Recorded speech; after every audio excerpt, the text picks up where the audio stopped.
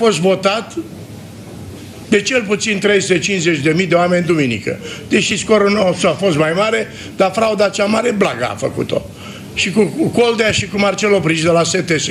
Hai să zic 350.000. Cred că am un anumit credit moral și o autoritate. Ascultați cu evlavie niște enormități pe care le spune un domn.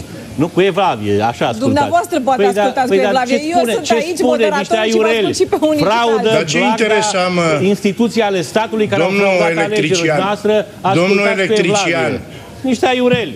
Domnul electrician de la Seral, sunt mândru cu profesia mea, vorbele cu Vadim Tudor. Domnule mincinos, du-te, domnule, cu mustația de frizer la pensie. Eu ți-am vorbit frumos, băi, handicapatule. Nu mai apăra mafia din România.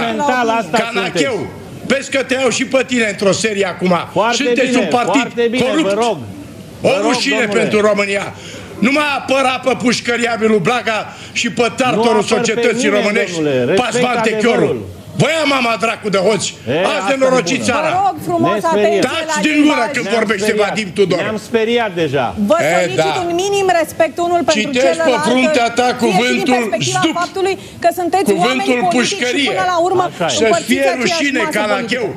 Du-te la meseria ta de electrician. Pe urmă să vorbești cu Vadim Tudor. Am înțeles.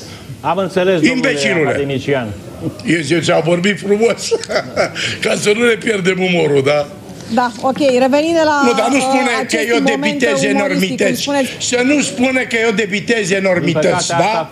E o limită totuși a dialogului. Dar dacă Paul Arușu, dacă toți sunteți la momentul adevărului, vreau să-l întreb pe domnul, stimabilul domn cu figură de actor italian, Costică Canacheu, dacă a auzit de echipa mixtă SRI-SIE, care în martie 2013 s-a deplasat în Cipru, a luat legătură cu agentura românească de acolo și au identificat foarte multe conturi bancare în offshore-uri, 3500 de persoane fizice și de firme. Câte sute de milioane de euro crezi că au Traian Băsescu și Vasile Blaga, domnule, să vorbească serviciile secrete dacă tot începem o nouă viață în lumea românească.